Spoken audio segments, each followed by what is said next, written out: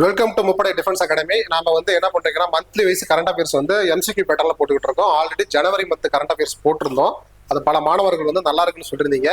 அதனுடைய தொடர்ச்சியா நாம இந்த வீடியோ என்ன பார்க்க போறோம் அப்படின்னா பிப்ரவரி மந்த் 100 சரிங்களா, டாப் 100 கரண்ட் அஃபேர்ஸ் வந்து எம்சிக்யூ பேட்டர்ல பார்க்க போறோம். இந்த வீடியோ வந்து பார்ட் 1 பார்ட் 2 சொல்லி ரெண்டு டைப்பா வந்து பாத்தீங்கன்னா நம்ம வந்து பாத்தீங்கன்னா அப்லோட் பண்ண போறோம். இந்த வீடியோ வந்து பார்ட் 1 வீடியோவை ஃபுல்லா ஸ்கிப் பண்ணாம பாருங்க. இந்த வீடியோ எப்படி இருக்குன்னு சொல்லிட்டு மறக்காம கமெண்ட் பண்ணுங்க. ஜனவரி மந்த் கரண்ட் அஃபேர்ஸ் பார்க்காதவங்க டிஸ்கிரிப்ஷன்ல லிங்க் இருக்கு, மறக்காம செக் பண்ணி பாருங்க. ஓகேவா? ஓகே. ஸோ இதுல ஃபர்ஸ்ட் வந்து பாருங்க பிப்ரவரி மந்த் கரண்ட் அஃபேர்ஸ். இந்த கரண்ட் அஃபேர்ஸ்ங்கிறது உங்களுக்கு இந்த சென்ட்ரல் கவர்மெண்ட் எக்ஸாம், அதாவது ரயில்வே, எஸ்எஸ்சி அண்ட் டிஃபென்ஸ், இந்த மாதிரி எந்த சென்ட்ரல் கவர்மெண்ட் எக்ஸாம் இருந்தாலுமே இந்த கரண்ட் அஃபேர்ஸ்ங்கிறது ஒரு காமன் கரண்ட் அஃபேர்ஸ் தான். யாரு வேணாலும் இந்த கரண்ட் அஃபேர்ஸை பயன்படுத்திக்கலாம் அப்படிங்கிறத புரிஞ்சுக்கோங்க. நாம இந்த கரண்ட் அஃபேர்ஸ் என்னென்ன டாபிக்கை கவர் பண்றீங்கிறத பாருங்க. Digital governance and cyber affairs ஒன்று, education and social welfare, health and family welfare, environment and climate, science and technology, next பாருங்க space and defence, awards and honours, sports, international affairs and world events, national affairs and governance, reports and ranking and surveys, books and authors. ஓகேங்களா? Next வந்து பாருங்க cultural and heritage, important days and observance. Next வந்து பார்த்தீங்கன்னா obituaries, அப்புறம் miscellaneous national events, government schemes and policy, appointments and so அந்த resignations, agreements and MoUs, summits and conference, economy, banking and finance, energy, infrastructure, agriculture and அந்த rural development. சரிங்களா? So இந்த topic எல்லாத்தையுமே cover பண்ண top 100 MCQ pattern question தான் நம்ம பார்க்க போறோம். சரிங்களா? ஸோ இந்த வீடியோ எப்படி இருக்குன்னு சொல்லி தொடர்ச்சியா ஃபாலோ பண்ணுங்க, மறக்காம கமெண்ட் பண்ணுங்க. ஓகேங்களா? ஸோ இதுல வந்து ஃபர்ஸ்ட் கொஸ்டின் வந்து பாருங்க, மைக்கேல் நாப்ஸ் எந்த ஒலிம்பிக் போட்டியின் போது இந்திய ஆண்கள் ஹாக்கி அணியுடைய தலைமை பயிற்சியாளராக பணியாற்றினார்? அப்ப இந்த கேரக்டர் என்னது? மைக்கேல், சரிங்களா, நாப்ஸ் அப்படிங்கிற ஒரு கேரக்டர் வந்து இந்தியாவுடைய பாய்ஸ் சரிங்களா மென் ஹாக்கி டீமுக்கு வந்து பாத்தீங்கன்னா ஒரு பயிற்சியாளராக இருந்திருக்காருன்னு தெரிந்திருக்கு. எந்த ஒலிம்பிக் போட்டி நடக்கும் பொழுதுன்னு சொல்லி கேட்டிருக்காங்க. சரிங்களா? எந்த ஒலிம்பிக் போட்டி அப்படின்னா 2012 லண்டன் ஒலிம்பிக் போட்டி தான் அப்படின்னு சொல்லி புரிஞ்சுக்குவாங்க. இவர் ஒரு ஆஸ்திரேலிய ஹாக்கி விளையாட்டு வீரருங்கிறது ஒரு கூடுதல் தகவல். அது மட்டும் இல்லாம இவர் வந்து பாத்தீங்கன்னா ஜப்பான் நாட்டுக்கு வந்து பாத்தீங்கன்னா ஜப்பான் நாடு வந்து பாத்தீங்கன்னா அந்த அணியோடைய ஆண்கள் அந்த ஹாக்கி டீமுக்கு வந்து பாத்தீங்கன்னா பயிற்சியாளராக இருந்திருக்காருங்கிறது கூடுதல் தகவல். ஓகேங்களா? ஓகே. ஸோ இவர் வந்து 2011 நம்மளுடைய டீமுக்கு வந்து பாத்தீங்கன்னா கோச்சா வந்து ஜாயின் பண்ணாருங்கிறது இன்னொரு கூடுதல் தகவல். நெக்ஸ்ட் வந்து பாருங்க, உலக அரசு சாரா நிறுவனங்கள் தினம், சரிங்க, என்ஜிஓ டேன்னு சொல்லுவாங்க தெரியுமா, ஆண்டுதோறும் எந்த தேதியில் அனுசரிக்க இது படுகிறது அப்படின்னு சொல்லி கேட்டிருக்காங்க. அதாவது பிப்ரவரி 27ஆம் தேதி தான் வந்து பாத்தீங்கன்னா வேர்ல்டு என்ஜிஓ, சரிங்களா, நான் கவர்மெண்டல் ஆர்கனைசேஷன், அந்த டே வந்து பாத்தீங்கன்னா செலிப்ரேட் பண்றாங்கிறத புரிஞ்சுக்குவாங்க. ஐநா சபை வந்து 1945 வந்து ஸ்டார்ட் பண்ணாங்க. சரிங்களா? ஐநா சபை வந்து எப்ப ஸ்டார்ட் பண்ணாங்க? 1945 அக்டோபர் 24 வந்து ஸ்டார்ட் பண்ணாங்க இந்த ஐநா சபை. ஐநா சபை ஸ்டார்ட் பண்ண அந்த டைம்ல தான் அரசு சாரா நிறுவனம் என்ஜிஓங்கிற வேர்டு வந்து பாத்தீங்கன்னா என்ன பண்ணாங்க, புதுசா வந்து பாத்தீங்கன்னா காயின் பண்ணாங்க அப்படின்னு சொல்லி புரிஞ்சுக்கலாம். ரொம்ப ரொம்ப முக்கியமானது. சரிங்களா? அடுத்த கொஸ்டின் வந்து பாருங்க, உலக அமைதி மற்றும் புரிதல் தினம் 2026 எந்த தேதியில் அனுசரிக்கப்பட்டது அப்படின்னு சொல்லி கேட்டிருக்காங்க. இது வந்து பாத்தீங்கன்னா பிப்ரவரி 23 தான் இதுக்கு வந்து சரியான ஆன்சர். சரிங்களா? சோ அதாவது 1905 சிகாகோவில் வந்து பாத்தீங்கன்னா பால் பி ஹாரிஸ் அவர்களால் நடத்தப்பட்ட ரோட்டரி இன்டர்நேஷனல் அதனுடைய முதல் கூட்டத்தை நினைவு கூறும் வகையில தான் என்ன பண்றாங்க, இந்த விஷயங்கள் வந்து ஃபாலோ பண்ணப்படுதுங்கிறத ஃபாலோ பண்ணிக்கங்க. உலக புரிதல் மாதத்தின் போது உலக அமைதி, அறநெறி தலைமை மற்றும் சர்வதேச ஒத்துழைப்பை என்ன பண்ணுது, இது வந்து ஊக்குவிக்குதுங்கிறத புரிஞ்சுக்கோங்க. சரிங்களா? எல்லாரும் ஒற்றுமையா இருக்கணும், அமைதியா இருக்கணும் அப்படிங்கிற அடிப்படையில தான் இதை ஃபாலோ பண்றாங்கிறத புரிஞ்சுக்கோங்க. இப்ப 2026 கருப்பொருள் என்ன அப்படின்னா பன்முகத்தன்மையை அரவணைத்தல், அனைவருக்கும் அமைதியை வளர்த்தல் அப்படிங்கறத புரிஞ்சுக்கோங்க. சரிங்களா? அதாவது பாருங்க, எம்பாரசிங் டைவர்சிட்டி, பாருங்க, கல்டிவேட்டிங் பீஸ் ஃபார் ஆல், இந்த வார்த்தை ரொம்ப ரொம்ப முக்கியமானது, இதை நோட் பண்ணி வச்சுக்கோங்க. 2026க்கான அது ஒரு இது கருப்பொருள் தீம்ங்கிறது புரிஞ்சுக்கலாம். சரிங்களா? ஓகே. நெக்ஸ்ட் வந்து பாருங்க, ஒவ்வொரு ஆண்டும் உலக சமூக நீதி தினம் எப்பொழுது கொண்டாடப்படுகிறது, அனுசரிக்கப்படுகிறது? இது வந்து பிப்ரவரி 20 தான் இதுக்கு வந்து சரியான ஆன்சர். சரிங்களா? சோ அதாவது சமூக நீதி மற்றும் வறுமை ஒழிப்பு குறித்து விழிப்புணர்வை ஊக்குவிக்கும் வகையில், சமூக நீதினா என்னது, எல்லாருக்கும் எல்லாம் அப்படிங்கிற ஒரு சோசியல் ஜஸ்டிஸ் வந்து மக்கள்கிட்ட கொண்டு போய் சேர்க்கணும். எராடிகேஷன் பாவர்ட்டி, பார்த்தீங்களா, வறுமையை ஒழிக்கணுங்கிற நோக்கத்துக்காக தான் அந்த டே வந்து என்ன பண்றது கொண்டாடப்படுதுங்கிறத புரிஞ்சுக்கணும். முக்கியமா வந்து பாத்தீங்கன்னா 2026 வந்து என்ன கருப்பொருள் அதை வந்து இது பண்ணிருக்காங்க, சமூக மேம்பாடு மற்றும் சமூக நீதிக்கான புதுப்பிக்கப்பட்ட அர்ப்பணிப்பு அப்படிங்கிற ஒரு வேர்டு தீம், அந்த கருப்பொருள் அடிப்படையில தான் என்ன பண்றாங்க இந்த டேவை வந்து செலிப்ரேட் பண்றாங்கிறத புரிஞ்சுக்கோங்க. இது வந்து 2007ஆம் ஆண்டு முதல் ஐநா சபை தான் இந்த டேவை வந்து டிக்ளேர் பண்ணிச்சுங்கிறத புரிஞ்சுக்கலாம். சரிங்களா? ரொம்ப ரொம்ப முக்கியமான விஷயம். அடுத்து வந்து பாருங்க, பண்டிட் தீனதயாள் உபாத்யாயின் நினைவு தினம் எந்த தேதியில் அனுசரிக்கப்படுகிறது அப்படின்னு சொல்லி கேட்டிருக்காங்க. இது வந்து பாத்தீங்கன்னா பிப்ரவரி 11 தான் இதுக்கு வந்து சரியான விடை. சரிங்களா? பாருங்க, பண்டிட் தீனதயாளுங்கிறவரு உத்தரப்பிரதேச மாநிலத்துல மதுராங்கிற மாவட்டத்துல வந்து என்ன பண்றாரு பிறந்திருக்காருங்கிறத புரிஞ்சுக்கோங்க. உத்தரப்பிரதேசம் மதுரா மாவட்டத்துல வந்து பிறந்திருக்காரு. பாரதிய ஜனசங்கத்தின் தலைவராக திறந்தவர் தான் அவர். ரொம்ப ரொம்ப முக்கியமானது. இப்ப இருக்கிற பிஜேபி இருக்குல்ல, இதனுடைய ஆர்ஜின் அந்த கட்சியில அதனுடைய பார்ட்டியில அப்ப வந்து தலைவராக இருந்தவர் தான் பாத்தீங்கன்னா யாரு இவருங்கிறத புரிஞ்சுக்கோங்க. ஒருங்கிணைந்த மனிதநேயம் என்னும் தத்துவத்திற்காக அவர் நினைவு கூடப்படுகிறார். ஒருங்கிணைந்த மனித நேயம். சரிங்களா? ரொம்ப ரொம்ப முக்கியமான விஷயம். ஓகேங்களா? ஓகே, அவர் ஞாபகமா வந்து என்ன பண்றாங்க அப்படின்னா சமர்ப்பண் திவாஸ் அப்படிங்கிற ஒரு நிகழ்ச்சியை வந்து என்ன பண்றாங்கன்னா ஆந்திராவில் வந்து பார்த்தீங்கன்னா விஜயவாடாவில் என்ன பண்றாங்க ஒரு ஃபங்க்ஷன் மாதிரி செலிப்ரேட் பண்றாங்க அப்படிங்கிறத புரிஞ்சுக்கோங்க. இங்க பாருங்க, அந்தியோதயா திவாஸ் அப்படிங்கிற என்ன பண்றாங்க அந்த டேவை வந்து என்ன பண்றாங்க இது டிக்ளேர் பண்றாங்க. ஓகேங்களா? அவரோட 98வது பிறந்த நாளை வந்து இந்த கவர்மெண்ட் என்ன பண்ணுது அப்படின்னா அந்தியோதயா திவாஸ் அப்படிங்கிற ஒரு டேவை வந்து என்ன பண்ணுது இதை வந்து பார்த்தா டிக்ளேர் பண்றாங்கிறத புரிஞ்சுக்கோங்க. சரியா? நெக்ஸ்ட் வந்து பாருங்க, அறிவியலில் பெண்கள் மற்றும் சிறுமியருக்கான சர்வதேச தினம் எந்த தேதியில் அனுசரிக்கப்படுகிறது சொல்லி கேட்டிருக்காங்க. இது ஆன்சர் வந்து பாத்தீங்கன்னா பிப்ரவரி 11 தான் இது சரியான ஆன்சர். சரிங்களா? அப்ப சயின்ஸ்ல வந்து பாத்தீங்கன்னா பெண்கள் மற்றும் வந்து பாத்தீங்கன்னா சைல்டு குழந்தைங்களா இருக்குல்ல, அவங்களோட டெவலப்மெண்ட் அவங்களுக்கு வந்து சயின்ஸ் சம்பந்தமான விஷயங்கள் அவேர்னஸ் கொண்டு போகணுங்கிற நோக்கத்துக்காக தான் இந்த டேவை செலிப்ரேட் பண்றாங்க. அது மட்டும் இல்லாம ஸ்டெம் எஜுகேஷன் சொல்லுவாங்க. ஸ்டெம்னா என்ன மீனிங்னா science and technology and maths, இந்த படிப்புகளை தான் ஸ்டெம் அப்படின்னு சொல்லுவாங்க. இந்த துறைகளில் பெண்களை வந்து முழுமைப்படுத்தணும். புரியுதுங்களா? அவங்கள வந்து பார்த்தா ப்ரொமோட் பண்ணணும், அவங்களுக்கு அவேர்னஸ் கிரியேட் பண்ணணும், குழந்தைங்களை அவேர்னஸ் கிரியேட் பண்ணணும், ஜெண்டர் ஈக்குவாலிட்டியை வந்து பார்த்தா உறுதி செய்யணும் அப்படிங்கிற நோக்கத்துக்காக தான் கொண்டு வராங்கிறத புரிஞ்சுக்கலாம். இந்த ஸ்டெம் எஜுகேஷன் கூட ஏஐ அப்படிங்கிற டெக்னாலஜி கூட கொண்டு வராங்கிறத புரிஞ்சுக்கோங்க. ரொம்ப ரொம்ப முக்கியமானது. புரியுதுங்களா? ஸோ இதை வந்து பார்த்தீங்கன்னா அடுத்த கொஸ்டின் வந்து பாருங்க, உலக பயிர் தினம் ஒவ்வொரு ஆண்டும் எந்த தேதியில் அனுசரிக்கப்படுகிறது அப்படிங்கிறது கொஸ்டின். ஓகேங்களா? சோ அதுக்கு ஆன்சர் வந்து பாத்தீங்கன்னா பிப்ரவரி 10 தான் இதுக்கு வந்து சரியான விடை. புரியுதுங்களா? இந்த உலக பயிர் தினம்ங்கிறது ஏன் வருஷம் பிப்ரவரி 10 வந்து கொண்டாடுறாங்க அப்படின்னா, அதாவது ஊட்டச்சத்து மற்றும் நிலையான வளர்ச்சிக்கான பயிர் வகைகளின் முக்கியத்துவத்தை என்ன பண்றாங்க முன்னிலைப்படுத்த வகைகள். சரிங்களா? எதெல்லாம் ஊட்டச்சத்துள்ள உணவுப் பொருட்கள், எதெல்லாம் பயிர் வகைகள், அதான் மக்கள்கிட்ட கொண்டு போய் சேர்க்கணுங்கிறது ஒரு முக்கியமான விஷயம். இவருங்க ஊட்டச்சத்து, நிலைத்தன்மை மற்றும் உணவு பாதுகாப்பு ஆகியவற்றை பயிர்கள் வந்து ரொம்ப ரொம்ப இன்றியமையாதது. அதனாலதான் 2018 ஐநா சபையை வந்து என்ன பண்றீங்க அப்படின்னா இதை வந்து இந்த டேவை வந்து செலிப்ரேட் பண்ணணும்னு சொல்லி டிக்ளேர் பண்ணாங்க 2018. 2019 முதல்ல என்ன பண்ணிக்கிட்டு இருக்காங்க, அதை ஃபாலோ பண்ணிக்கிட்டு இருக்காங்கிறத புரிஞ்சுக்கோங்க. இப்ப 2026ல இதுக்கான தீம், இந்த கருப்பொருள் என்ன அப்படின்னா உலகின் பயிர் வகைகள் எளிமையிலிருந்து சிறப்பிற்கு. இந்த வார்த்தை நோட் பண்ணிக்கோங்க. பாருங்க, pulses of the world from modesty to excellence அப்படிங்கிற வார்த்தை. சரிங்களா? ஓகே, ஏழைகளின் புரதம் என்று அழைக்கப்படுகிறது பயிர் வகைகள். இதை நோட் பண்ணிக்கோங்க, ரொம்ப முக்கியமானது. ஏழைகளின் புரதம் என்று அழைக்கப்படுகிறது பயிர். ஏன்னா 100 கிராம் பயிர்ல வந்து எவ்வளவு புரோட்டீன் இருக்கு, 9 கிராம் புரோட்டீன் வந்து கிடைக்குதுங்கிறத புரிஞ்சுக்கோங்க. ஏழைகளின் புரதங்கிறது என்னது, பயிர் வகைகள்ங்கிறது புரிஞ்சுக்கலாம். ஓகேங்களா?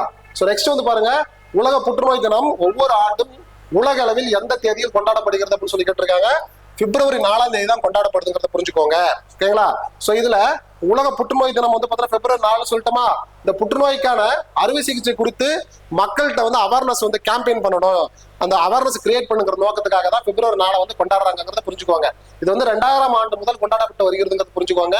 இது யார் வந்து இந்த டே வந்து செலிப்ரேட் பண்றாங்கன்னா UICC, சர்வதேச புற்றுநோய் கட்டுப்பாட்டு ஒன்றியம் தான் இதை வந்து பாத்தீங்கன்னா இது பண்ணிட்டு இருக்காங்கிறத புரிஞ்சுக்கலாம். ஓகேங்களா?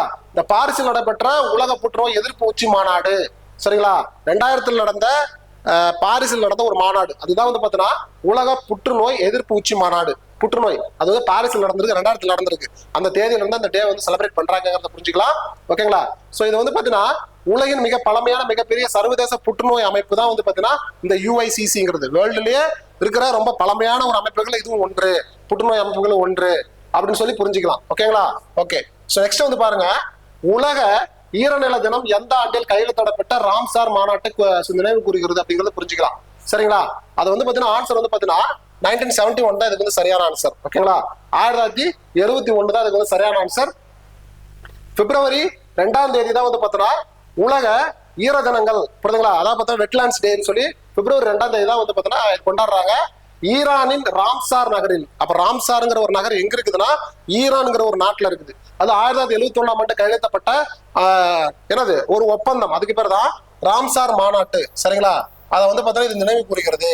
அப்ப ராம்சார், சரிங்களா, ராம்சார் கான்ஃபரன்ஸ் வந்து முதல்ல எங்க நடந்தது அப்படின்னா ராம்சார் அப்படிங்கிற இடத்துலதான். அந்த இப்ப பிளேஸ் எங்க இருக்குதுன்னா ஈரான்ல இருக்கு. எந்த ஆண்டு நடந்ததுன்னா 1971 நடந்ததுங்கிறத புரிஞ்சுக்குவாங்க. சரிங்களா, அப்ப 2026 கருப்பொருள் என்ன அப்படின்னா ஈர நிலங்களும் பாரம்பரிய அறிவும் கலாச்சார பாரம்பரியத்தை கொண்டாடுதல் அப்படிங்கறத புரிஞ்சுக்கலாம். அதாவது wetlands and the traditional knowledge, சரிங்களா, செலிப்ரேட்டிங் கல்ச்சரல் ஹெரிடேஜ் அப்படிங்கிற வார்த்தை வந்து ரொம்ப ரொம்ப முக்கியமானது. 1971 ராம்சார் அந்த ஒரு கான்ஃபரன்ஸ்ல வந்து ஃபர்ஸ்ட் பண்ணிருக்காங்க. இப்ப 2026 அதுக்கான தீம் நான் சொல்லிட்டேங்கிறது புரிஞ்சுக்கலாம். ஓகேவா? ஓகே. ஸோ அடுத்து வந்து பாருங்க. ஸோ பிப்ரவரி 23 அன்று புதுடெல்லியில் உள்ள எந்த இடத்தில் ராஜாஜி உற்சவம் கொண்டாடப்படுகிறது அப்படின்னு சொல்லி கேட்டிருக்காங்க. என்னது ராஜாஜி உற்சவம் அப்படிங்கிறது. ஸோ அப்ப எந்த இடம் அப்படின்னா ராஷ்டிரபதி பவன் தான். அதாவது குடியரசுத் தலைவர் மாளிகை, ராஷ்டிரபதி பவன், அந்த இடத்துலதான் வந்து பார்த்தீங்கன்னா இதை செலிப்ரேட் பண்றீங்கிறத புரிஞ்சுக்கலாம். சரிங்களா, ஏன் வந்து அந்த அளவுக்கு வந்து ராஜாஜியோட உற்சவம் அப்படின்னு சொல்லி செலிப்ரேட் பண்றாங்க அப்படின்னா அவர் வந்து பாத்தீங்கன்னா இங்க பாருங்க, பிரதமர் நரேந்திர மோடி மன் கி பாத் நிகழ்ச்சி இருக்குமா இல்லையா, அதனால ராஜகோபாலாச்சாரிக்கு சிலை நிறுவுவது பற்றி முதல்ல என்ன பண்றாரு, அறிவிப்பு வெளியிட்டு இருக்காரு.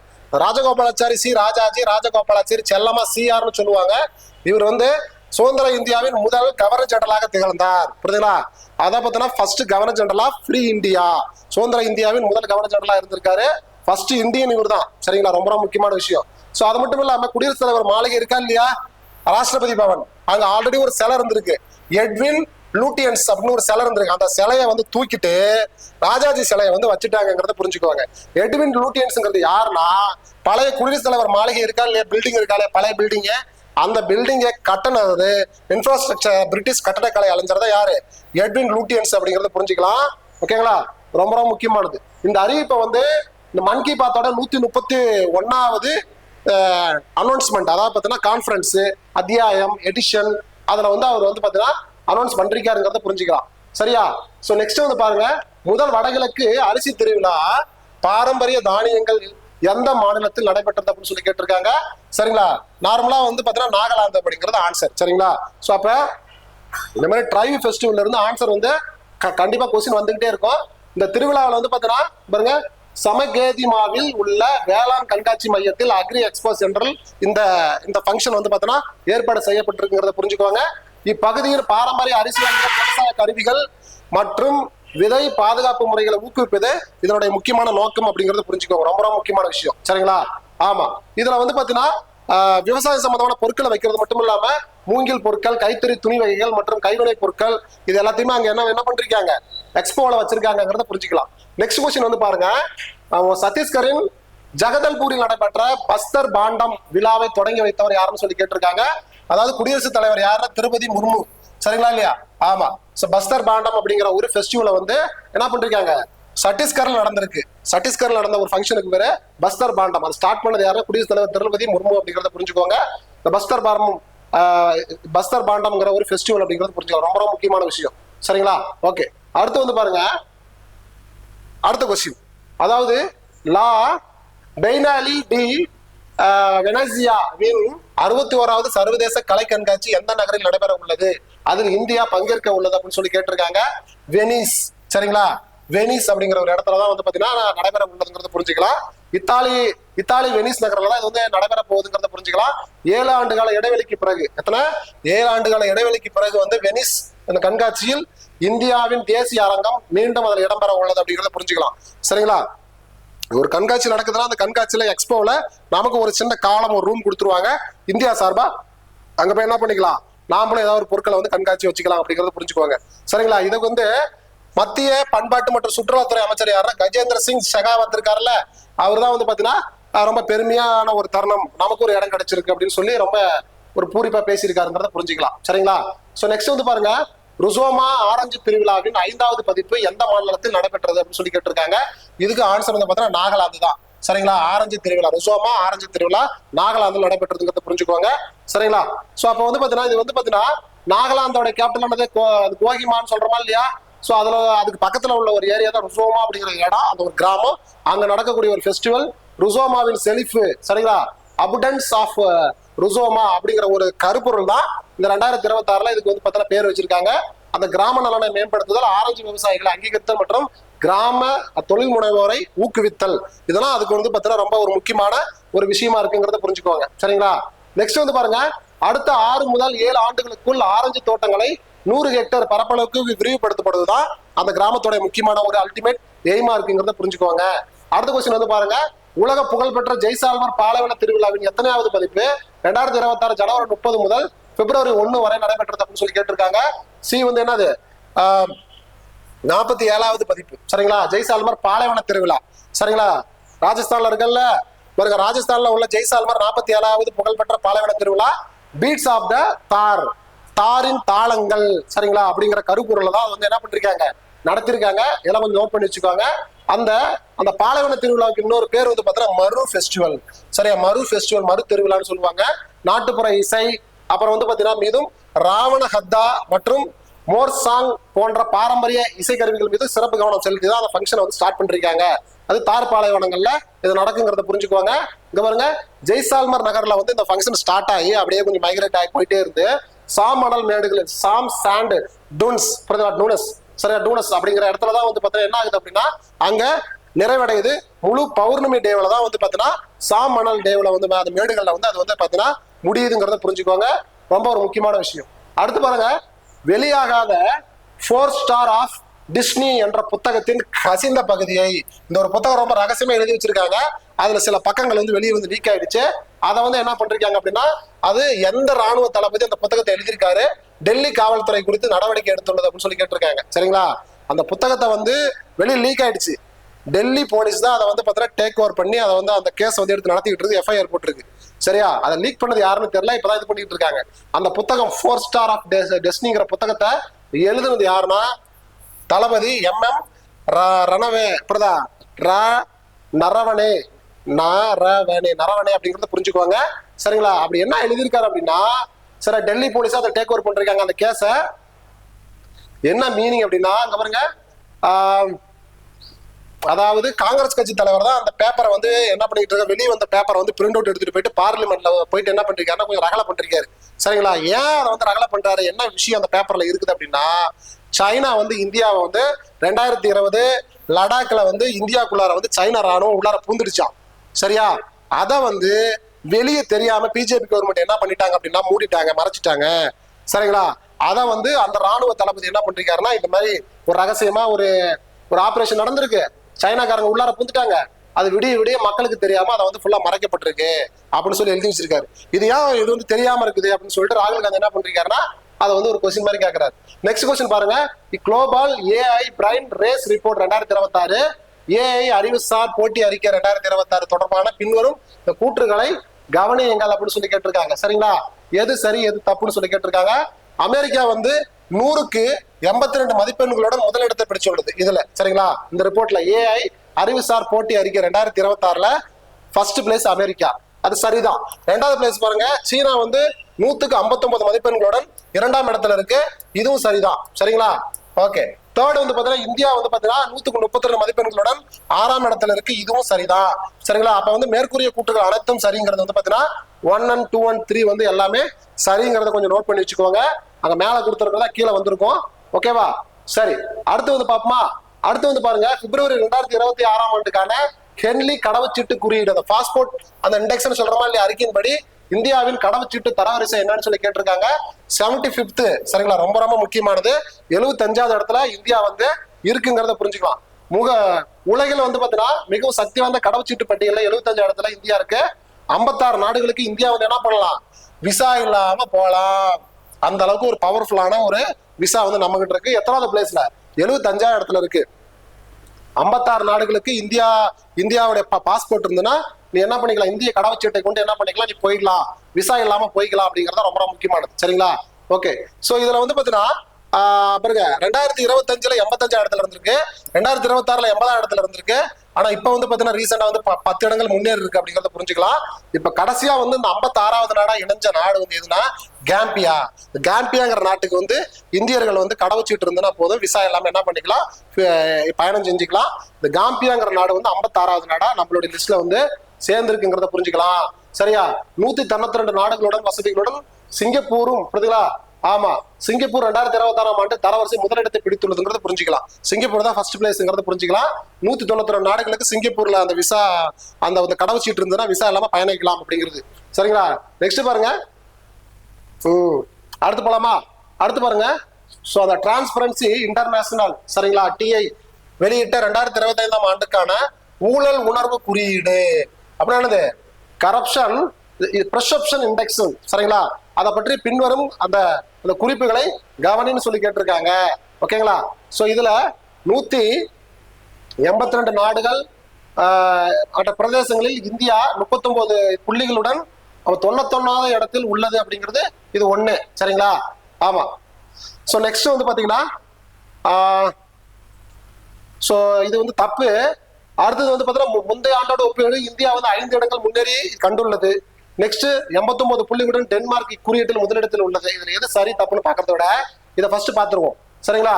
ஸோ இங்க வந்து பாருங்க, ஊழல் உணர்வு குறியீட்டில் 182 நாடுகள் மற்றும் பிரதேசங்களில் இந்தியா 39 புள்ளிகளுடன் 91வது இடத்தில் உள்ளது. இதை நோட் பண்ணி வச்சுக்கோங்க. சரிங்களா? ஊழல் உணர்வு குறியீடு என்பது பொதுத்துறையில் ஊழல் குறித்த உணர்வு நிலைகளை மதிப்பிடுவதாகும். இதன் புள்ளிகள் 0 இருந்ததுன்னா மிக அதிக ஊழல் அர்த்தம், 100 இருந்ததுன்னா மிக தூய்மையான நிலைன்னு அர்த்தம். சரிங்களா? ஓகேவா? இது இப்படிதான் வந்து அந்த கணக்கை புரிஞ்சுக்கணும். ஸோ ரேங்க் வந்து 0 இருந்ததுன்னா அதிகமா ஊழல் பண்றாங்கன்னு அர்த்தம். ரேங்க் 100 இருந்ததுன்னா ஊழலே இல்லாத நாடு அப்படின்னு அர்த்தம். ஓகேங்களா? ஸோ அப்ப இந்தியா வந்து என்னது 91ஆம் இடத்துல இருக்குது அப்படின்னா ஓரளவுக்கு பரவாயில்ல, கொஞ்சம் நல்ல நிலையில தான் இருக்குங்கிறத புரிஞ்சுக்கலாம். 89 புள்ளிகளுடன் இந்த டென்மார்க் தான் வந்து பார்த்தீங்கன்னா முதலிடத்துல இருக்கு. அதை தொடர்ந்து பின்லாந்து வந்து பார்த்தா சிங்கப்பூர் ஆகியவை அடுத்தடுத்த இடங்கள்ல இருக்குங்கிறத புரிஞ்சுக்கலாம். ஓகேங்களா? ஓகே. ஸோ அப்ப இந்தியா வந்து எத்தனை இடத்துல இருக்கு? 91வது இடத்துல இருக்குங்கிறத புரிஞ்சுக்கலாம். ஓகேங்களா? ஆமா. ஸோ அப்ப இந்த ஃபர்ஸ்ட் பாயிண்ட் வந்து இது கரெக்ட் தான், இது கரெக்ட், இது கரெக்ட். சரிங்களா? டென்மார்க் வந்து பார்த்தீங்கன்னா குறியீட்டில் முதலிடத்தில் உள்ளது அப்படின்னு சொல்லி கேட்டிருக்காங்க. இதுவும் சரிதான். அப்ப மேற்கூறிய மூன்றும் சரிதான் அப்படிங்கிறத புரிஞ்சுக்கோங்க. ஓகேவா? ஓகே. ஸோ நெக்ஸ்ட் பார்ப்போமா? ஓகே. அடுத்து பாருங்க, உலக மென்சக்தி குறியீடு 2026. சரிங்களா? குளோபல் சாஃப்ட் பவர் இண்டெக்ஸ் 2026 இந்தியாவின் தரவரிசை மற்றும் மதிப்பெண்கள் எவ்வளவுன்னு சொல்லி கேட்டிருக்காங்க. இதுக்கு வந்து பாத்தீங்கன்னா ஆன்சர் வந்து பாத்தீங்கன்னா 32வது 48.0 பாயிண்ட் அப்படின்னு சொல்லி கேட்டிருக்காங்க. 32வது இடத்துல வந்து இந்தியா இருக்குங்கிறது புரிஞ்சுக்கலாம். இதுல வந்து அமெரிக்கா வந்து பார்த்தா ஃபர்ஸ்ட் இடத்துல இருக்கு, 74.9 புள்ளிகளை பெற்று அமெரிக்கா வந்து ஃபர்ஸ்ட் இடத்துல இருக்கு.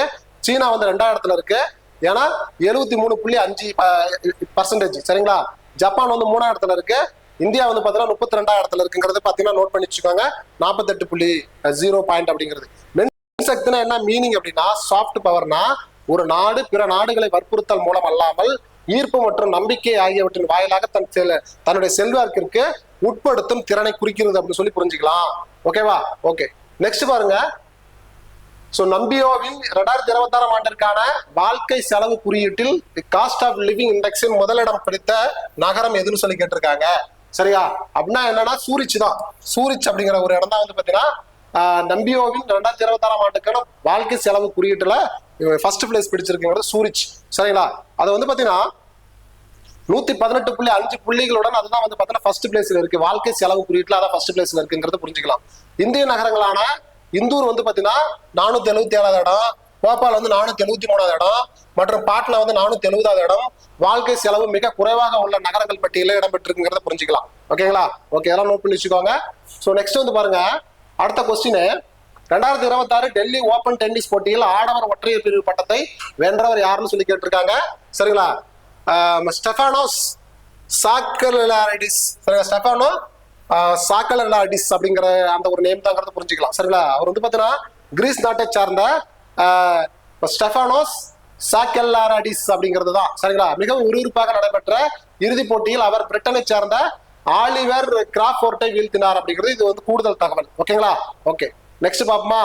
அடுத்து பாருங்க, 2026 ஐசிசி 19வது வயதுக்குட்பட்டோருக்கான கிரிக்கெட் உலகக்கோப்பையின் இறுதி போட்டி எங்கு நடைபெற்றது அப்படிங்கிறது ஆன்சர். சரிங்களா? ஹராரே ஜிம்பாப்வே அப்படிங்கிற இடத்துல தான் நடந்திருக்கு. 2016 ஐசிசி அண்டர் 19 அந்த வேர்ல்டு கப் போட்டிங்கிறது ஜிம்பாப்வேல ஹராரேங்கிற இடத்துல தான் அதனுடைய ஃபைனல் போட்டி நடந்திருக்குங்கிறத புரிஞ்சுக்கலாம். சரிங்களா? அதுல யார் யாரை ஜெயிச்சாங்க அப்படிங்கறத புரிஞ்சுக்கணும். சரிங்களா? 6வது முறையாக இந்தியா சாதனை படைச்சிருக்கு. 6வது முறையாக இந்தியா வந்து கோப்பை அடிச்சிருக்கு. யாரை டிஃபீட் பண்றீங்க அப்படின்னா இங்கிலாந்து டிஃபீட் பண்றீங்கிறத புரிஞ்சுக்குவாங்க. சரிங்களா? பாருங்க, ஜிம்பாப்வேவின் ஹராரா அப்படிங்கிற ஒரு பிளேஸ்ல தான் இந்த விளையாட்டு போட்டி நடந்திருக்கு, ஃபைனல் போட்டி. சரிங்களா? இந்த போட்டியில உலகக்கோப்பை வரலாற்றிலேயே அதிக ரன்கள் வித்தியாசத்துல வந்து இந்தியா வெற்றி பெற்றிருக்குங்கிறது ஒரு கூடுதல் சாதனைங்கிறது புரிஞ்சுக்கலாம். சரிங்களா? இதுல முதல் பேட்டிங் செய்த இந்திய அணி வந்து பாத்தீங்கன்னா 9 விக்கெட் இழப்பிற்கு 411 ரன்கள் அடிச்சிருக்காங்க. அதுல வைபவ் சூரியவன்சி வந்து பாத்தீங்கன்னா 80 பந்துகளில் 175 ரன்களை வந்து விளாசி ஆட்டநாயகன் மற்றும் தொடர்நாயகன் விருது வந்து அவர் தான் வாங்கியிருக்காரு. ரொம்ப ரொம்ப முக்கியமான விஷயம். இதுல வந்து பாத்தீங்கன்னா கலிஃப் அந்த பால்கனர் வந்து சதம் போட்டிருந்தாரு, இருந்தாலும் அதை வந்து பெருசா எடுபடல. இங்கிலாந்து வந்து பாத்தீங்கன்னா 311 ரன்கள் வந்து அடிச்சு என்ன பண்றீங்க, அனைத்து விக்கெட்டுகளையும் இழந்துடுச்சு அப்படிங்கிறது கூடுதல் தகவல். ஓகேவா? ஓகே. ஸோ நெக்ஸ்ட் வந்து பாருங்க, அடுத்தது உமன். சரிங்களா? ஸோ WGPL இருக்கா இல்லையா? சரி, இந்த WGPL வந்து பாத்தீங்கன்னா இந்த WGPL 2026 பட்டத்தை வெல்ல ராயல் சேலஞ்சர்ஸ் பெங்களூரு மகளிர் அணி எந்த அணியை தோற்கடித்தது அப்படின்னு சொல்லி கேட்டிருக்காங்க. சரியா? இது டெல்லி கேபிட்டல்ஸ் மகளிர் அணி தான் தோற்கடிச்சிருக்குங்கிறத புரிஞ்சுக்கலாம். 2026 உமன்ஸ் அந்த பிரீமியர் லீக் இருக்கா இல்லையா WGPL, அது வந்து பார்த்தா ஃபைனல்ல யார் யார் மோதிட்டாங்க அப்படின்னா ராயல் சேலஞ்சும் டெல்லி கேபிட்டல்ஸும். ராயல் சேலஞ்ச் தான் கப்பு வென்றிருக்குங்கிறத புரிஞ்சுக்கோங்க. டெல்லி கேபிட்டல்ஸ் வந்து ரன்னருங்கிறத புரிஞ்சுக்கலாம். சரிங்களா? ஓகே. ஸோ இதுல எந்தெந்த இடத்துல வந்து இந்த போட்டிகள் நடந்ததுன்னா மும்பை மகாராஷ்டிராவில் நடந்திருக்கு, குஜராத் வதேராவில் நடந்திருக்குங்கிறத புரிஞ்சுக்கலாம். இதனுடைய டைட்டில் ஸ்பான்சர் யாருன்னா டாடா குரூப் அப்படிங்கிறத புரிஞ்சுக்கலாம். வெற்றியாளருக்கு 6 கோடி ரூபாய் கொடுத்துருக்காங்க. தோல்வி அடைஞ்சு ஃபைனல்ல தோல்வி அடைஞ்சவங்களுக்கு 3 கோடி ரூபாய் கொடுத்துருக்காங்க அப்படிங்கிறத புரிஞ்சுக்கலாம். சரிங்களா? இது 2023 தான் இந்த சீசன் வந்து பார்த்தீங்கன்னா ஃபர்ஸ்ட் ஸ்டார்ட் பண்ணுச்சு. இந்த உமன் பிரீமியர் லீக்ங்கிறது வந்து பார்த்தீங்கன்னா IPL மாரி WGPL வந்து எப்போ ஸ்டார்ட் பண்ணாங்கன்னா 2023 தான் ஸ்டார்ட் பண்ணாங்க. அப்ப இதுல வந்து ஃபர்ஸ்ட் சாம்பியன் யாருன்னா மும்பை இந்தியன்ஸ் தான். சரிங்களா? மும்பை இந்தியன்ஸ் தான் ஃபர்ஸ்ட் சாம்பியன். அப்புறம் ஃபர்ஸ்ட் ரன்னர் யாருன்னா டெல்லி கேபிட்டல் தான் அப்படிங்கிறத புரிஞ்சுக்கலாம். ஓகேவா? ஓகே.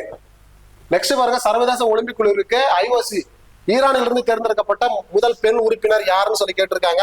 அதாவது பார்த்தீங்கன்னா சொராயா அகாயி அப்படிங்கிறவங்க தான் வந்து பாத்தீங்கன்னா ஈரான்ல இருந்து தேர்ந்தெடுக்கப்பட்ட முதல் பெண் உறுப்பினர் அப்படின்னு சொல்லி புரிஞ்சுக்கலாம். அதுல இங்க பாருங்க, சர்வதேச ஒலிம்பிக் குழு ஈரானை சேர்ந்த சொராயா அகாயி தனது முதல் பெண் உறுப்பினராக தேர்ந்தெடுக்கப்பட்டுள்ளார். 30 வயது தான் அவங்களுக்கு ஆகுது. அப்ப அந்த உறுப்பினர்களே ரொம்ப கம்மியான வயசு வந்து இவங்களுக்கு தான் இருக்குங்கிறத புரிஞ்சுக்கோங்க. ரொம்ப ரொம்ப முக்கியமான விஷயம். இந்த அகாயாங்கிறது பார்த்தீங்கன்னா IOC-யின் 107வது உறுப்பினராகவும் IOC வரலாற்றிலேயே ஈரானில் தேர்ந்தெடுக்கப்பட்ட 3வது பிரதிநிதியாக இருக்காங்க. 3வது பிரதிநிதி, ஆனா முதல் பெண் பிரதிநிதி 107வது உறுப்பினராக இருக்காங்க அப்படிங்கிறத புரிஞ்சுக்கலாம். சரிங்களா? இவர் வந்து இந்த பதவி காலத்துல 8 ஆண்டுகள் வந்து பதவியில இருப்பாரு அப்படிங்கறத புரிஞ்சுக்கலாம். IOC-ல இப்ப இருக்க உறுப்பினர்கள்ல 45 பேர் பெண்களுங்கிறது கூடுதல் தகவல் அப்படிங்கிறது புரிஞ்சுக்கலாம். சரியா? சரி, ரொம்ப ரொம்ப முக்கியமான விஷயம். ஓகே. சோ ஏன் அவங்களை வந்து பாத்தீங்கன்னா ஈரான்ல இருந்து கொண்டு வந்திருக்காங்கன்னா, ஒலிம்பிக் போட்டியில் பங்கேற்ற ஈரானின் முதல் பெண் பேட்மிண்டன் வீராங்கனை யார் அப்படின்னா அந்த சகாயி அப்படிங்கிறவங்க தான் அப்படின்னு சொல்லி புரிஞ்சுக்கோங்க. ரொம்ப முக்கியமான விஷயம். அடுத்த கொஸ்டின் பாருங்க. பிப்ரவரி 2026 பெண்கள் 48 கிலோ எடைப்பிரிவில் மீராபாய் சானு எந்த போட்டியில் 3 தேசிய சாதனைகளை முறியடித்தார் அப்படின்னு சொல்லி கேட்டிருக்காங்க. அது வந்து தேசிய பளுதூக்குதல், நேஷனல் என்னது வெயிட் லிப்டிங் அப்படின்னு சொல்றோமா இல்லையா, சாம்பியன்ஷிப் போட்டி. அதுதான் இந்த வந்து பாத்தீங்கன்னா இந்த ஒலிம்பிக்ல வெள்ளி பதக்கம் வென்ற மீராபாய் சானு 2026 தேசிய பளுதூக்குல சாம்பியன்ஷிப் போட்டியில வந்து என்ன பண்றாங்க, வின் பண்றாங்க. இதுல வந்து பாத்தீங்கன்னா பெண்கள் 48 கிலோ எடை பிரிவில் அவர் மொத்தம் 205 கிலோ எடையை தூக்கி 3 தேசிய சாதனைகளை முறியடித்தாருங்கிறது கூடுதல் தகவல். ரொம்ப ரொம்ப முக்கியமான விஷயம். சரிங்களா? டோக்கியோ 2020 போட்டிகள்ல 49 கிலோ எடை பிரிவில் மீராபாய் சானு என்ன பண்றாங்க, வெள்ளி பதக்கம் வாங்கியிருக்காங்கிறத புரிஞ்சுக்கலாம். 2023 காமன்வெல்த் போட்டியில வந்து அவர் தங்க பதக்கம் வென்றிருக்காருங்கிறது கூடுதல் தகவல். இது எல்லாத்தையும் நோட் பண்ணி வச்சுக்கோங்க. ஓகேவா? சோ நெக்ஸ்ட் வந்து பாருங்க, மும்பையில் உள்ள சத்ரபதி சிவாஜி மகாராஜ் சர்வதேச விமான நிலையம் 2025 ACI ASQ விருதுகளில் ஆசிய பசிபிக் பிராந்தியத்தின் சிறந்த புறப்பாடு விமான நிலையமாக எந்த பிரிவின் கீழ் அறிவிக்கப்பட்டுள்ளது அப்படின்னா 40 மில்லியனுக்கு அதிகமான பயணிகளை கொண்டுள்ள ஒரு விமான நிலையம் என்ற அந்த ஒரு தலைப்பு கீழே தான் என்ன பண்ணிருக்காங்க, இவங்களை வந்து அவார்டு கொடுத்துருக்காங்க அப்படின்னு சொல்லி புரிஞ்சுக்கலாம். ஓகேவா? அடுத்த கொஸ்டின் வந்து பாருங்க. பிப்ரவரி 2026 பிரதமர் நரேந்திர மோடிக்கு வழங்கப்பட்ட நெசட் சபாநாயகர் பதக்கம் வந்து பார்த்தா speaker of the Knesset medals அப்படிங்கிறது எந்த நாட்டின் மிக உயரிய விருது அப்படின்னா இஸ்ரேல் நாட்டோடைய மிக உயரிய விருது. சரியா? இஸ்ரேல் பாலஸ்தீனம் நமக்கு நல்லாவே தெரியும். இஸ்ரேல் நாட்டோடைய மிக உயரிய விருது தான் அவர் அந்த விருதை வாங்கியிருக்காருங்கிறத புரிஞ்சுக்கலாம். அது மட்டும் இல்லாம இந்த பதக்கத்தை வாங்கிய முதல் தலைவரும் யாரு தான், நம்மளுடைய பிரதமர் மோடி அப்படிங்கிறத புரிஞ்சுக்குவாங்க. பிரதமர் வந்து பாத்தீங்கன்னா இஸ்ரேல் நாடு பிளஸ் பாலஸ்தீனம் இந்த ரெண்டு நாட்டோடைய மிக உயரிய விருதியை யார் வாங்கியிருக்கா? பிரதமர் மோடி வந்து வாங்கியிருக்காருங்கிறத புரிஞ்சுக்கலாம். ஏற்கனவே பாலஸ்தீன நாட்டுக்கான மிக உயரிய விருதி வாங்கியிருக்காரு. அந்த விருது பேரு பாலஸ்தீன நாட்டின் கிராண்ட் கேலர் அவார்டு அப்படிங்கிற ஒரு அவார்டையும் அவர் வாங்கியிருக்காரு. இஸ்ரேல் நாடும் பாலஸ்தீன நாடும் ரொம்ப பகை நாடுகள். ரெண்டு நாட்டிலும் போய் நம்ம தலைவர் வந்து ஒரு அவார்டு வாங்கியிருக்காருன்னா நம்மளுடைய ஃபாரின் அஃபேர்ஸ் அந்த உறவு முறைகள் எப்படி இருக்குங்கிறத பாத்துக்கோங்க. சரிங்களா? 2017 ஆண்டு பயணத்தை தொடர்ந்து இப்ப கடைசியா 9 ஆண்டுகளில் பிரதமர் மோடி வந்து இஸ்ரேலுக்கு மேற்கொண்ட 2வது பயணம் இதுவாகும் அப்படிங்கறத புரிஞ்சுக்கலாம். சரிங்களா? ஓகே, அடுத்து வந்து பாருங்க, 79வது பிரிட்டிஷ் அகாடமி திரைப்பட விருதுகளில் மணிப்பூரி திரைப்படமான பூங் என்ற பிரிவில் ஃபாப்டா விருதை வென்றார் அப்படின்னு சொல்லி கேட்டிருக்காங்க. இந்த பூங்குங்கிற திரைப்படம் வந்து எந்த பிரிவுல வந்து பாத்தீங்கன்னா ஃபாப்டா விருது வந்துச்சு அப்படின்னா சிறந்த குழந்தைகள் மற்றும் இது குடும்ப திரைப்படம். சரிங்களா? அப்படிங்கிறதுதான். சோ லண்டனில் நடைபெற்ற இந்த விழாவில் சிறந்த குழந்தைகள் மற்றும் குடும்ப திரைப்படத்திற்கான ஃபாப்டா விருது வென்றிருக்காங்க அப்படின்னு சொல்லி புரிஞ்சுக்கலாம். சோ இதுல வந்து பாத்தீங்கன்னா ஒன் பேட்டில் ஆஃப்டர் அனதர் திரைப்படம் சிறந்த திரைப்படம் உட்பட 6 விருதுகளை வென்று 79வது பிரிட்டிஷ் அகாடமி திரைப்பட விருதுகளில் ஆதிக்கம் செலுத்தியது. பால் தாமஸ் ஆண்டர்சன் அதே படத்திற்கான சிறந்த இயக்குனர் விருதையும் வாங்கியிருக்காருங்கிறது கூடுதல் தகவல். அதே கொஞ்சம் நோட் பண்ணி வச்சுக்கோங்க. நெக்ஸ்ட் பாருங்க, கோக்ராஜரில் உள்ள போடோலாந்து பல்கலைக்கழகத்தில் 2025ஆம் ஆண்டிற்கான உமேதர்நாத் பிரம்ம மனிதநேய போர் வீரர் விருது யாருக்கு வழங்கப்பட்டது அப்படின்னு சொல்லி கேட்டிருக்காங்க. சரிங்களா? சோ யாருக்கு அப்படின்னு பார்க்கும் பொழுது பாருங்க, பூட்டானின் ராஜமாதா கியால்மும் ஆசி டோர்ஜி வாங்க்மோ வாங்சுக் அப்படிங்கிறவங்க தான் இந்த ராஜமாதாங்கிறவங்க தான் என்ன பண்றாங்க, இந்த விருது வந்து வாங்கியிருக்காங்க, இந்த விருது கொடுத்திருக்காங்க அப்படின்னு சொல்லி புரிஞ்சுக்கலாம். பூட்டானின் தொலைதூர கிராமங்களில் சேவையாற்றி வரும் தரையான அறக்கட்டளையின் தலைவராக இவர் இருக்காரு. போடோ சமூகத்தினரால் போடோஃபா என போற்றப்படுகிறார். புரியுதுங்களா? அப்ப போடோஃபா என அழைக்கப்பட்டவர் யாருன்னா அவங்க தான், அந்த ராஜமாதா தான். எந்த சமுதாயத்தில் அப்படி கூப்பிடப்படுதுன்னா போடோங்கிற ஒரு ட்ரைப் இனக்குழுக்களால அப்படி என்ன பண்ணப்படுது, அழைக்கப்படுதுங்கிறத புரிஞ்சுக்கோங்க. அவங்களுக்கு வந்து பாத்தீங்கன்னா 2 லட்சம் அவார்டு கொடுத்துருக்காங்க. கூடவே வந்து பாத்தீங்கன்னா செரோஜா மற்றும் என்ற இசைக்கருவி, அரோனா என்னும் அலங்கார துண்டு போன்ற பாரம்பரிய போடோ பொருட்களும் என்ன பண்றாங்கன்னா இசைக்கருவிகளும் அவங்க கையில வந்து அந்த அவார்டு கூட கொடுத்துருக்காங்க அப்படின்னு சொல்லி புரிஞ்சுக்கலாம். சரிங்களா? நெக்ஸ்ட் பாருங்க, விங்ஸ் இந்தியா 2026 விருது வழங்கும் விழாவில் ஆண்டின் சிறந்த விமான நிலையம் என்ற விருதை என்ன பண்றாங்க பெற்ற விமான நிலையம் எது அப்படின்னு சொல்லி கேட்டிருக்காங்க. சரிங்களா?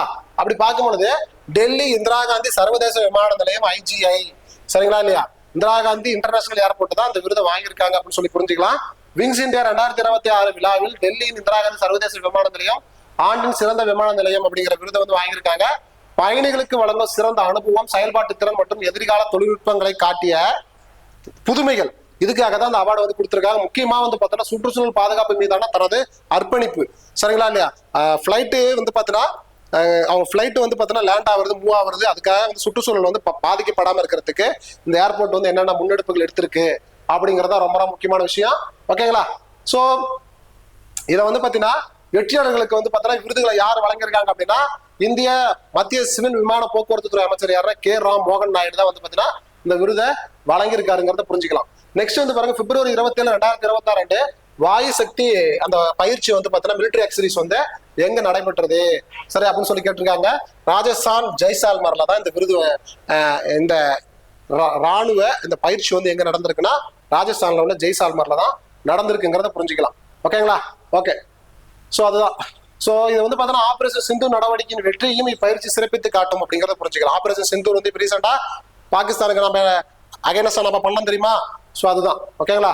ஓகே, அடுத்து வந்து பாத்தீங்கன்னா மேம்பட்ட ஆளில்லா விமான எதிர்ப்பு அமைப்பை நிறுவிய இந்தியாவின் முதல் துறைமுகம் எது அப்படின்னு சொல்லி கேட்டிருக்காங்க. சரிங்களா?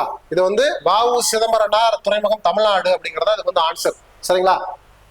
அப்ப இந்த தமிழ்நாட்டுலதான் அந்த மாதிரி டெக்னாலஜி மேம்பட்ட ஆளில்லா விமான எதிர்ப்பு அமைப்பு ஆன்டி ட்ரோன் சிஸ்டம் வந்து பாத்தீங்கன்னா வ.உ. சிதம்பரம் அந்த இதுலதான் இருக்குங்கிறத புரிஞ்சுக்குவாங்க. சரிங்களா?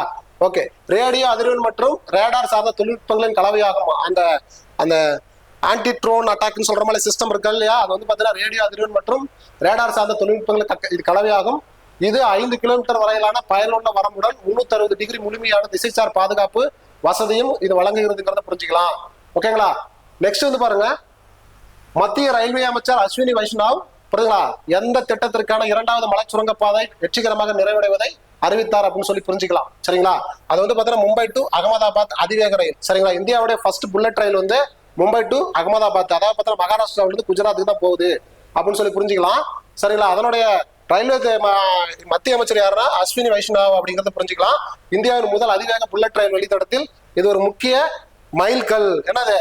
ஆமா, மும்பை, அது மகாராஷ்டிராவில இருந்து மும்பை டு அகமதாபாத் அப்படிங்கிறது 2028க்குள் தானே வரை இந்த ரயில் ரோட்டை வந்து பாத்தீங்கன்னா எக்ஸ்டெண்ட் பண்ணுவாங்க.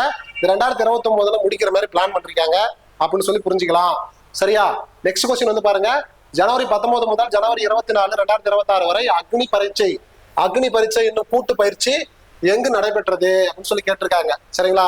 அருணாச்சல பிரதேசம் நடந்திருக்கு, மலை பிரதேசங்கள்ல நடந்திருக்கு அக்னி பரீட்சை. சரிங்களா?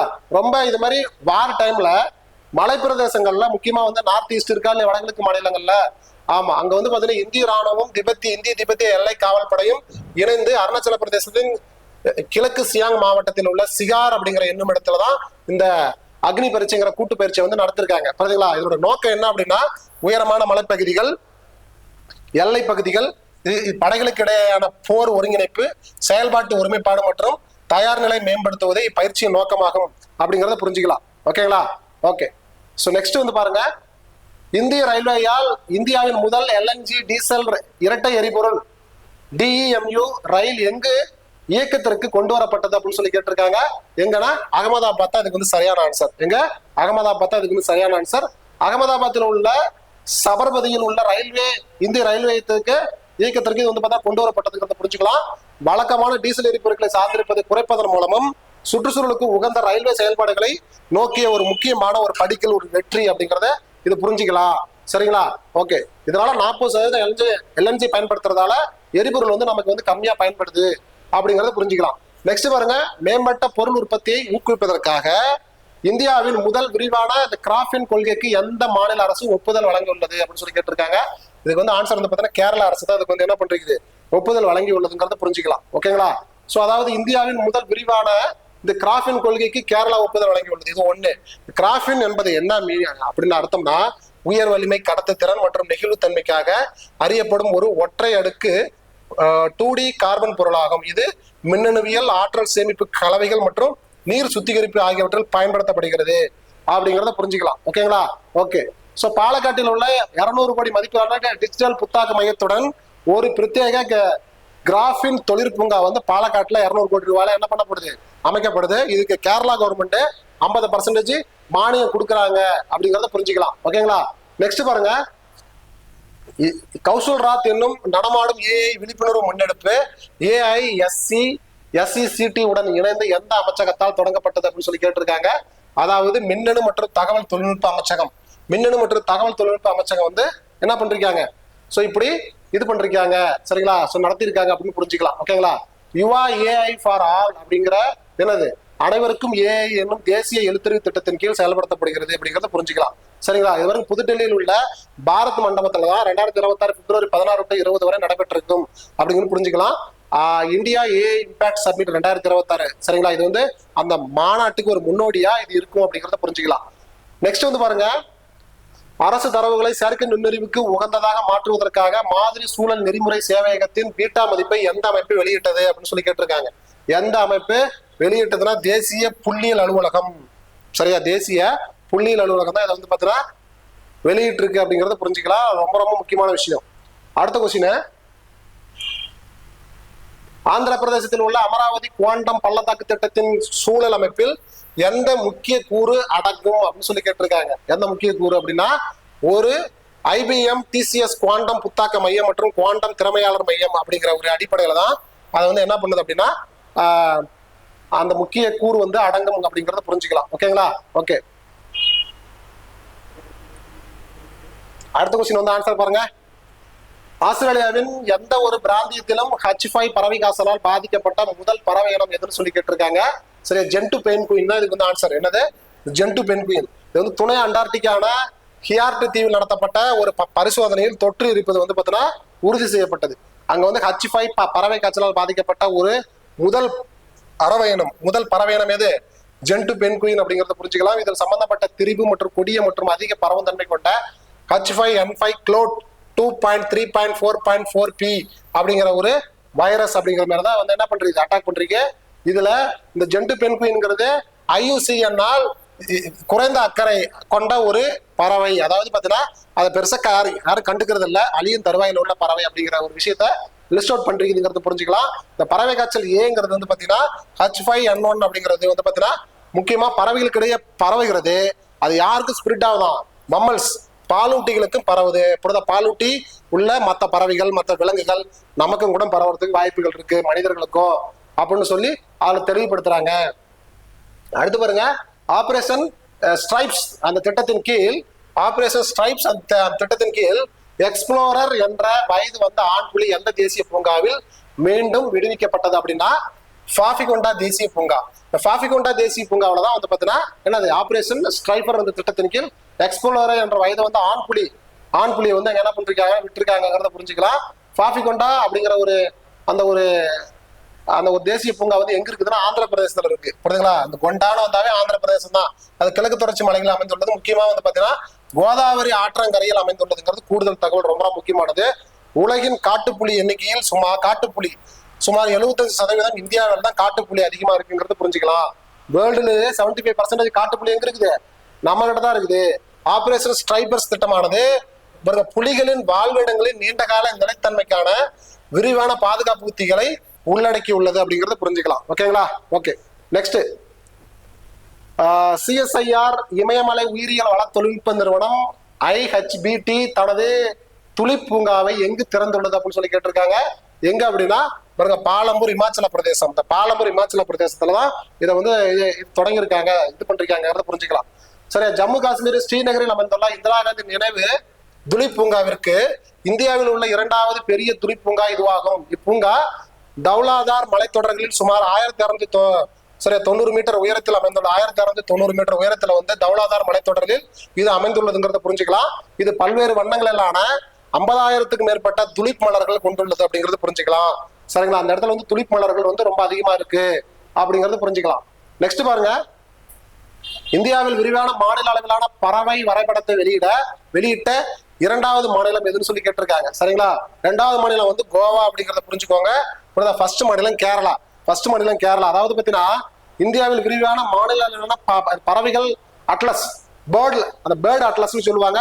அது ஃபர்ஸ்ட் வெளியிட்டது வந்து பாத்தீங்கன்னா என்னது, கேரளா. சரிங்களா, ஃபர்ஸ்ட் வந்து கேரளா தான் வெளியிட்டு இருக்காங்க. கேரளாவுக்கு அப்புறம் யார் வெளியிட்டு இருக்காங்கன்னா கோவா தான் வெளியிட்டு இருக்காங்கிறத புரிஞ்சுக்கோங்க. 2வது வெளியிட்டது கோவா தான். சரிங்களா, 9வது கோவா பறவைகள் விழாவின் போதுதான் கோவா பறவைகள் வரைபடம், அதாவது கோவா பேர்டு அட்லஸ் மேப் வந்து பாத்தீங்கன்னா வெளியிட்டு இருக்காங்க புரிஞ்சுக்கோங்க. அந்த பறவைகள் விழாவுடைய கருப்பொருள் என்னது இங்க பாருங்க, மாண்புமிகு மகோதேவ் அப்படின்னா என்னது, மேக்னிஃபிகன்ஸ் மகேதேவ் அப்படிங்கிற ஒரு பேர்ல தான் அதை வச்சிருக்காங்க. கோவாவில் பல்பே அப்படிங்கிற ஒரு நகர்ல தான் இந்த ஃபங்க்ஷன் வந்து நடத்திருக்காங்க அப்படின்னு சொல்லி புரிஞ்சுக்கலாம். சரியா, அடுத்து பாருங்க, ஜலாஜ் வாழ்வாதார மையங்கள், ஜலாஜ் லைவ்லிஹுட் சென்டர்ஸ் என்னும் முன்னெடுப்பு பின்வரும் எந்த அமைப்புகளின் கூட்டு முயற்சியாகும் அப்படின்னு சொல்லி கேட்டிருக்காங்க. சரியா, ஆன்சர் வந்து பாத்தீங்கன்னா நமாமி கங்கா மற்றும் இந்திய வனவிலங்கு நிறுவனம் அப்படிங்கிற இதுதான் வந்து பாத்தீங்கன்னா இதுக்கு வந்து சரியான ஆன்சர். ஓகேங்களா, ஓகே. ஸோ இதில் வந்து பார்த்தீங்கன்னா கங்கை நதி படுகையில் வந்து பார்த்தீங்கன்னா ஒரு வட்ட பொருளாதார மாதிரியின் அடிப்படையில் நதி பாதுகாப்பான நிலையான வாழ்வாதாரமுடன் இணைப்பது இதனுடைய முக்கியமான நோக்கமாகும். பல்லுயிர் பாதுகாப்பு மற்றும் தூய்மையான நதி சூழல் அமைப்பை உருவாக்குவதில் இது தீவிர பங்களிப்பாக மாற்றுகிறது. பாருங்க, ஜலாஜ் என்னும் இக்கருத்தங்கம் நதிக்கும் மனித சமூகங்களுக்கும் இடையே ஒரு பரஸ்பர சார்பு உறவை நிறுவுகிறது அப்படிங்கிறத புரிஞ்சுக்கலாம். ஓகேங்களா, ஓகே. அடுத்த கொஸ்டின் வந்து பாருங்க, ஜிம்பாப்வே நாடு நீண்ட நேரம் செயல்படும் எந்த HIV தடுப்பூசியை என்ன பண்ணுறது தொடங்கி இருக்கு. ஜிம்பாப்வே நாடு தான் இப்போ வந்து பார்த்தீங்கன்னா நீண்ட நேரம் ஆக்டிவா செயல்படக்கூடிய ஒரு HIV அந்த ஒரு ஊசியை வந்து பார்த்தீங்கன்னா என்ன பண்ணிருக்காங்க, கண்டுபிடிச்சிருக்காங்க. அதாவது வருஷத்துக்கு 2 டைம் போடுவாங்க, 6 மாசத்துக்கு ஒரு முறை போடுவாங்க. அந்த ஊசி பேர் என்னன்னு சொல்லி கேட்டிருக்காங்க. அதுதான் வந்து பார்த்தீங்கன்னா லெனாகாவிர். சரிங்களா, இந்த லெனாகாவிர் அப்படிங்கிறது இந்த லெனாகாவிர் தான் ஆன்சர். சரிங்களா, இந்த லெனாகாவிர் தான் அதுக்கு வந்து ஆன்சரு. வருஷத்துக்கு 2 டைம் வந்து ஊசி போடுவாங்க. ஒரு டைம் போட்டா 6 மாசம் வந்து தாக்கு பிடிக்கலாம் அப்படிங்கிறது புரிஞ்சுக்கலாம். ஏன்னா அந்த நாடுகள்ல ரொம்ப HIV-வால் பாதிக்கப்பட்ட மக்கள் வந்து ரொம்ப அதிகமா இருக்காங்க. அதனால அந்த கவர்மெண்ட் வந்து இது முன்னெடுத்திருக்கு. இந்த ஊசியை வந்து எங்க தயாரிச்சிருக்காங்கன்னா இந்த லெனகாவிர் மருந்து வந்து கலிபோர்னியாவை தளமாக கொண்ட உயிரியல் மருந்து நிறுவனமான கில்லீட் சயின்சஸ் மூலம் இது வந்து புத்தகம் உருவாக்கப்பட்டிருக்கு அப்படிங்கறத புரிஞ்சுக்கலாம். கலிபோர்னியால உருவாக்கி இருக்கு, இந்த கவர்மெண்ட் இப்ப எடுத்து போட்டுக்கிட்டு இருக்குங்கிறத புரிஞ்சுக்கலாம். ஓகேங்களா? பாருங்க, ஃபரிஷா பே சர்ச்சாவின் 9வது பதிப்பு முதல் முறையாக எத்தனை இடங்களில் ஏற்பாடு செய்யப்பட்டுள்ளது அப்படின்னு சொல்லி கேட்டிருக்காங்க. 5 இடங்கள் தான் இதுக்கு வந்து சரியான ஆன்சர். இந்த பரிஷாவே சர்ச்சாவின் 9வது பதிப்பு வந்து பாத்தீங்கன்னா 5 இடங்கள்ல வந்து என்ன பண்றாங்க, நடத்தப்பட்டிருக்கு. எந்தெந்த இடம் அப்படின்னா புதுடெல்லி, கோயம்புத்தூர், ராய்ப்பூர், தேவ் மோக்ரா மற்றும் கவுகாத்தி அப்படிங்கிற 5 இடத்துல வந்து என்ன பண்றாங்க, நடத்த திட்டமிட்டு இருக்காங்க அப்படிங்கிற அந்த ஒரு பாயிண்ட் நோட் பண்ணிக்கோங்க. மாணவர்களின் தேர்வு சார்ந்த மன அழுத்தத்தை கையாள உதவுவதே இந்த முன்னெடுப்பின் முக்கியமான நோக்கமாகும். இது தேசிய கல்விக் கொள்கை 2020 ஒரு முக்கியமான ஒரு பாயிண்டா இந்த பாயிண்ட் இருக்கு அப்படிங்கறத புரிஞ்சுக்கலாம். அடுத்து பாருங்க, செயற்கை நுண்ணறிவால் உருவாக்கப்பட்ட அல்லது டிஃபேக் உள்ளடக்கம் குறித்து பாருங்க கொடியிடப்பட்ட பிறகு சமூக ஊடக தளங்கள் அதை அகற்றுவதற்கு அரசாங்கம் விதித்துள்ள காலக்கெடு எதுன்னு சொல்லி கேட்டிருக்காங்க. 3 மணி நேரம் அப்படின்னு சொல்லி புரிஞ்சிருக்கலாம். சரிங்களா?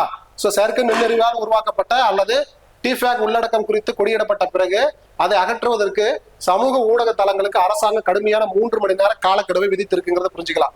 ஓகேங்களா? சோ அப்ப இந்த பாயிண்ட் வந்து நோட் பண்ணிக்க, ரொம்ப முக்கியமான விஷயம். சரியா? சோ இதுல இந்த பாயிண்ட் பாருங்க, கடைசி பாயிண்ட் 150 கோடி மற்றும் அதற்கு மேற்பட்ட மதிப்பிலான உள்கட்டமைப்பு திட்டங்களை கண்காணிப்பதற்காக எந்த அமைச்சகம் பைமானா இணையதளத்தை அறிமுகப்படுத்தியுள்ளது அப்படின்னு சொல்லி கேட்டிருக்காங்க. பைமானா அந்த ஒரு வெப்சைட்டை வந்து யார் வந்து லான்ச் பண்றீங்க அப்படின்னு சொல்லி கேட்டிருக்காங்க. சரிங்களா? சோ இதுல யார் வந்து அமைச்சிருக்காங்கன்னா பாருங்க, புள்ளியியல் மற்றும் திட்ட அமலாக்கம். சரிங்களா? இந்த புள்ளியியல் மற்றும் திட்ட அமலாக்கம் statistical ministry of statistics and programme implementation அப்படிங்கிற ஒரு டிபார்ட்மெண்ட் தான் என்ன பண்றீங்க, இதை வந்து இம்ப்ளிமெண்ட் இது பண்றீங்க அப்படின்னு சொல்லி புரிஞ்சுக்கலாம். சரிங்களா? பாருங்க, பைனாமா என்பதன் விரிவாக்கம் வந்து பார்த்தீங்கன்னா ப்ராஜெக்ட் அப்ரைசல் இன்ஃப்ராஸ்ட்ரக்சர் மானிட்டரிங். சரிங்களா? And analyst for nation assistant அப்படிங்கிற ஒரு அப்ரிவேஷன் தான். ஓகேங்களா? ஸோ அப்போ இதை கொஞ்சம் பார்த்துக்குங்க. ஓகேங்களா? ஸோ இதோட நம்ம என்ன பண்றீங்க அப்படின்னா 50 கொஸ்டின், அதாவது பிப்ரவரி மந்த் 2026 கரண்ட் அஃபேர்ஸ்ல டாப் 50 கரண்ட் அஃபேர்ஸ் நம்ம இந்த வீடியோல பார்த்திருக்கோம். பார்ட் 1. சரிங்களா? அடுத்து பார்ட் 2 வீடியோ வரும். தொடர்ச்சியா நம்ம வீடியோக்கு சப்போர்ட் பண்ணுங்க, மறக்காம கமெண்ட் பண்ணுங்க. இந்த வீடியோ வந்து நம்ம ஃபர்ஸ்ட் ஜனவரி வீடியோ போட்டோம், கொஞ்சம் நல்லா ஸ்லோவா எடுத்து 4 வீடியோவை போட்டோம். ஸோ அது வந்து மாணவர்களுக்கு கொஞ்சம் லென்த்தா போற மாதிரி இருந்தது. அதனால நம்ம 2 வீடியோவில் முடிக்கிறோம் அப்படிங்கிற நோக்கத்தால இந்த வீடியோ வந்து கொஞ்சம் ஷார்ட் அண்ட் ஸ்வீட்டா ஃபாஸ்டாவே முடிச்சிருப்பேன். இந்த வீடியோ எப்படி இருக்குன்னு சொல்லிட்டு மறக்காம கமெண்ட் பண்ணுங்க. தொடர்ந்து அடுத்தடுத்த வீடியோக்கு சப்போர்ட் பண்ணுங்க. நன்றி.